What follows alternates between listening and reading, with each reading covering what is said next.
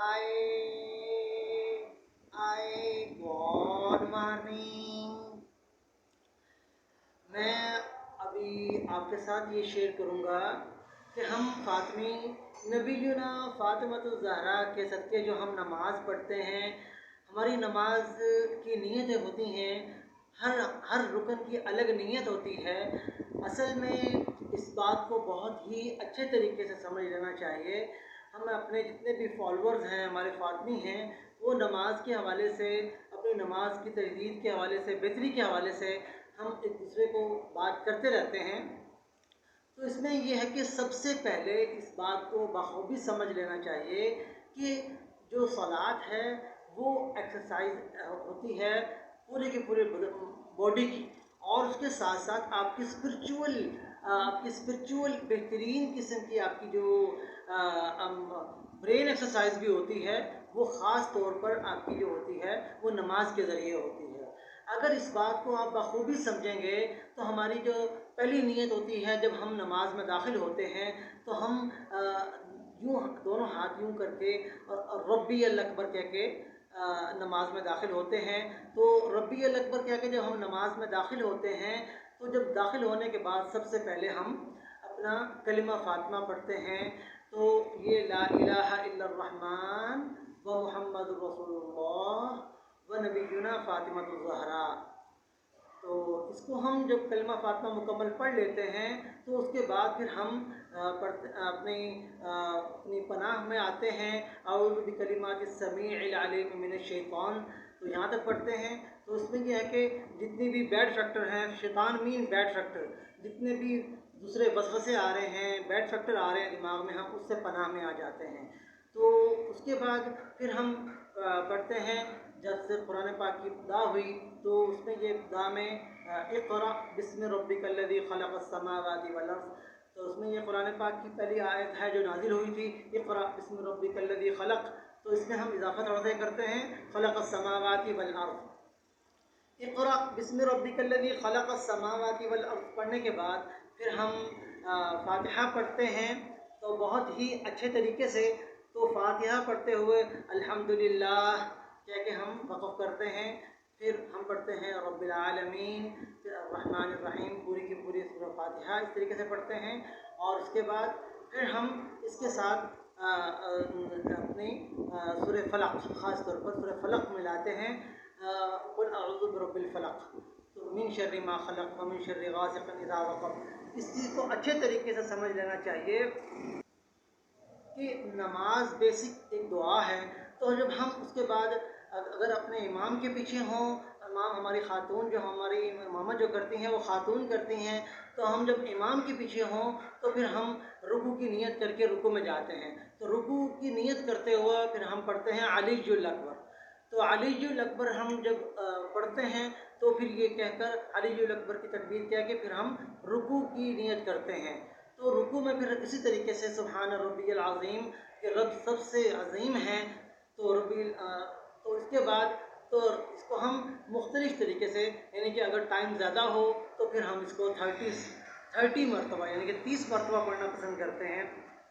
اگر ٹائم کم ہو تو سب سے کم ٹائم ہو تو پھر ہم اس کو 4 مرتبہ پڑھ لیتے ہیں. تو سبحان ربی العظیم جب پڑھنے کے بعد پھر جب ہم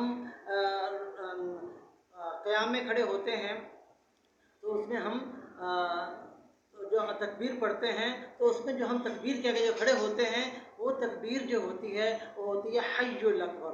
رب العزت کا جو نام ہے حی الاکبر، وہ پڑھتے ہوئے ہم کھڑے ہوتے ہیں. اور تو اس میں ہم ربنا لک الحمد پڑھتے ہیں. تو اس کے بعد پھر جب ہم سجدے کی نیت کرتے ہیں تو سجدے کی نیت کرتے ہوئے جب ہم جاتے ہیں تو اگر ہماری امام خاتون امام نماز پڑھا رہی ہوں تو ہم سجدے میں جاتے ہیں، اگر نہ پڑھا رہی ہوں تو ہم سجدے کی نیت کرتے ہیں. تو اس میں یہ ہے کہ کیونکہ اس ٹائم میں ہم امام سے معذور ہوتے ہیں تو ہم سجدے کی نیت کرتے ہیں. تو اس چیز کو ہم خاص طور پر پھر ہم نیت کرتے ہیں رحمان الاکبر. رحمان الاکبر کہہ کے پھر ہم سجدے میں آتے ہیں. تو اس چیز کا خاص خیال رکھیں، سجدے میں جا کر اپنی نیت کو صاف رکھنا ہے. تو اور سبحان ربی الاعلیٰ، تو سبحان ربی الاعلیٰ کو جب ہم پڑھتے ہیں اس کو بھی مختلف طریقے سے مختلف اعداد میں پڑھا جاتا ہے. تو پھر جب ہم پہلا سجدہ مکمل کر کے اٹھتے ہیں بیٹھتے ہیں تو اس میں ہم پڑھتے ہیں حکیم الاکبر. تو حکیم الاکبر بیٹھتے ہیں قاعدے میں بیٹھ کر، پھر ہم اس میں ذکر کرتے ہیں، ٹھیک ہے. اور ذکر مختلف قسم کا ذکر ہے، ٹھیک ہے. تو اس میں پھر اس کے بعد ذکر کرنے کے بعد پھر ہم جب دوسرے سجدے میں جاتے ہیں تو ہم پڑھتے ہیں اللہ اکبر، ٹھیک ہے. اللہ اکبر تکبیر پڑھ کے جب ہم سجدے میں جاتے ہیں للمریم، تو اس میں ایک دوسرے سجدے میں جا کر پھر ہم اس طریقے سے وہ سبحان ربی الاعلیٰ ہی دوبارہ سے ہم مختلف اعداد میں پڑھتے ہیں. تو اس کے بعد پھر یہ ہماری ایک نماز مکمل ہوئی. تو فجرین، ظہرین، مغربین ہوتی ہے. تو فجرین کی جو پہلی تہجد کی ہماری پوری ہوئی، تو اس کے بعد جب ہم دوبارہ تکبیر میں کھڑے ہوتے ہیں تو اس میں کھڑے ہوتے ہیں تو ہم علیم الاکبر کہہ کے فجر شروع کرتے ہیں. تو اس میں یہ ہے کہ علیم الاکبر پڑھ کے تو پھر اس طریقے سے جیسے پہلی رکعت میں ہم نے کلمہ پڑھا تھا، تو اس طریقے سے کلمہ فاطمہ پڑھ کے لا الہ الا الرحمن و محمد رسول اللہ و نبینا فاطمہ الزہرا تو نیت کرتے ہیں. اور بعدها سلسلۃ المسلسل فیہا النساء و نبیات. تو اس میں یہ ہے کہ ان کی ارواح ہمارے ساتھ ہر جگہ ہوتی ہیں. تو نبینا فاطمہ الزہرا کی روح کو ہم صبر کرتے ہیں اپنے ساتھ.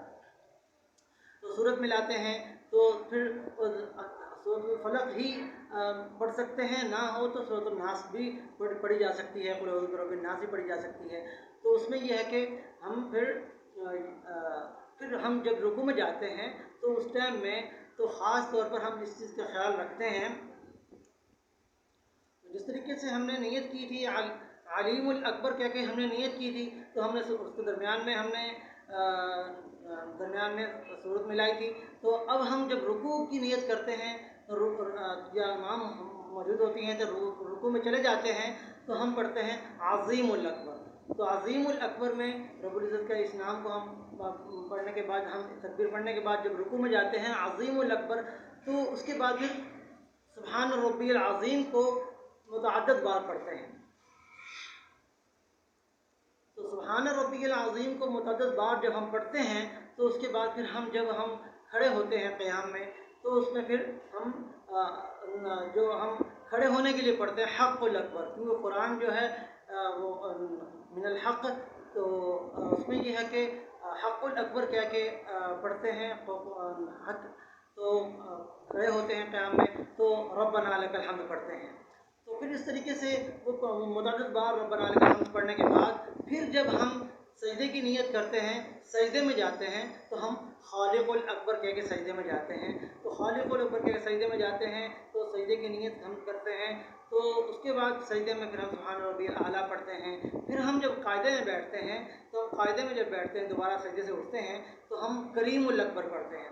تو کریم الاکبر جب ہم پڑھتے ہیں تو اس پہ ہم پھر ذکر کرتے ہیں قاعدے میں بیٹھ کر. تو ذکر کرنے کے بعد پھر جب ہم اس کے بعد ایک اور سجدے میں جاتے ہیں، ٹھیک ہے، یعنی کہ فجرین کا چوتھا سجدہ بنا اور ہماری دوسری نماز کا دوسرا سجدہ بنا، یعنی کہ اس کو ہم سمجھ لیں اچھے طریقے سے. تو اس کو جب ہم سجدے میں جاتے ہیں تو اچھے اس میں چوتھے سجدے میں تو ہم جب وہاں پڑھتے ہیں قدوس الاکبر. قدوس الاکبر کہہ کے جب سجدے میں جاتے ہیں تو اس کے بعد پھر ہم سبحان ربی الاعلیٰ ہی متعدد بار پڑھتے ہیں. تو پھر ہم اس سے جب اٹھ کر بیٹھتے ہیں تحیات میں، تحیات میں اٹھ کے بیٹھتے ہیں تو اس میں ہم مجید الاکبر کہہ کے اٹھ کے بیٹھتے ہیں. تو اٹھنے کے لیے مجید الاکبر کہتے ہیں. تو مجید الاکبر کہہ کے بیٹھتے ہیں تو اس میں پھر ہم جو دعا مانگتے ہیں اور مختلف قسم کی دعائیں ہوتی ہیں، تو دعائیں پڑھنے کے بعد تو ہم پھر درود شریف کا اہتمام کرتے ہیں. تو ہم یا ربی انت ربی صلی علی محمد آل ابراہیم صلاۃ تنجینا بها من جميع الاحوال والآفات وتقضي لنا بها جميع الحاجات وتطهرنا بها من جميع السيئات وترفعنا بها عندك اعلى الدرجات وتبلغنا بها اقصى الغايات من جميع الخيرات في الحياه وبعد الممات ان ربي على كل شيء قدير.